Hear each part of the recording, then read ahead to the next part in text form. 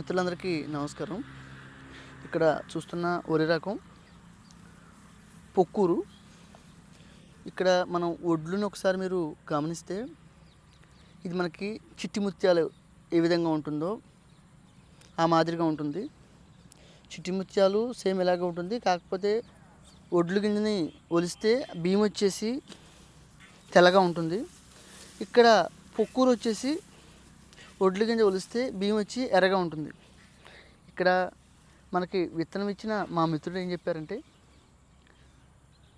పొక్కూరు ఇందులో చాలా ఔషధ గుణాలు ఉన్నాయండి. పిండి వంటలు ఏవైతే ఉన్నాయో వాటికి ఇది ఎంతగానో ఉపయోగపడుతుంది అని చెప్పినప్పుడు నేను వెంటనే అడిగాను ఆయన్ని, మీ దగ్గర బియ్యం ఉంటే కనుక నేను ఏదన్నా పిండి వంటలు చేసే ప్రయత్నం చేస్తాను, మీరేమన్నా నాకు ఇవ్వగలరా అంటే ఆయన ఏమన్నారంటే, లేదండి విత్తనంగా ఇస్తాను, మీరు బతికించండి, దాన్ని బట్టి మీరు బియ్యం ఏర్పాటు చేసుకుని మీరు చేసుకునే ప్రయత్నం చేయండి అని చెప్పడం జరిగింది.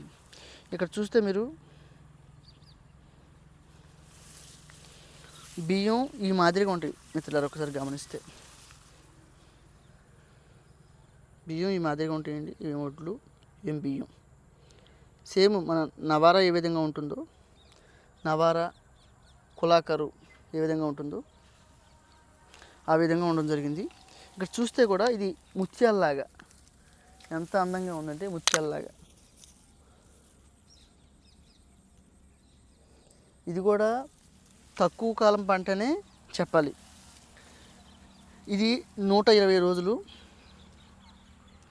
ఇంటి కోసం వేసుకున్నాము అని అనుకున్న ఏ మిత్రుడైనా సరే తక్కువ కాలం పంట రెండో పంట కింద దాళవ ఏదైతే ఉందో దాళవలో కూడా వేసుకోవచ్చండి. ఇక్కడ చూసుకుంటే ఇది హైట్ పెద్దగా ఎదగలేదండి. నాకు తెలిసి 2 నుంచి 2.5 అడుగుల లోపే ఎదిగింది.